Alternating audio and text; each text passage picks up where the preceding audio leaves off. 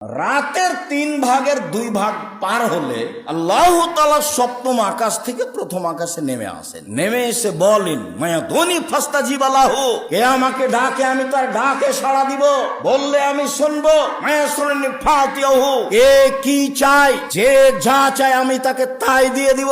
আলা কুল্লি শাইইন কাদির, তিনি সর্বশক্তিমান, সবকিছু করতে পারে। কে গাড়ি বাড়ি চায়, কে জমি জায়গা চায়, কে ছেলে মেয়ে চায়, কে বিপদ থেকে বাঁচতে চাই, যে যা চায় আমি তাকে সেটাই করে দিব।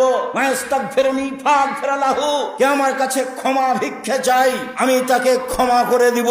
রাতের 3 ভাগের 2 ভাগ পার হওয়ার পরে আল্লাহ তাআলা সপ্তম আকাশ থেকে প্রথম আকাশে নেমে এই কথা বলতে থাকেন। আর আমি দুর্ভাগ্য ব্যক্তি, রাত 2টায় ঘুমিয়ে, টিভি বন্ধ করেছি, মোবাইল তো আছে আল্লাহর রাস্তায়। আপনি বাড়ির গার্জেন, বাড়িতে একবারে ধরে মেরে যে কারফিউ জারি আছে, কি 10টা 10:30টায় ঘুমাতে হবে। ব্যবসা বাণিজ্যের লোকেরা হিসাব নিসাব করে নাহি 11টায় ঘুমাল। একবারে জরুরি ভাবে যারা পড়াশোনা করছে এ ব্যতীত যে কোনো মূল্যে ছেলে মেয়ে রাত 10টার পরে ঘুমিয়ে যাবে, এটা আপনাকে শক্তভাবে পদক্ষেপ নিতে হবে।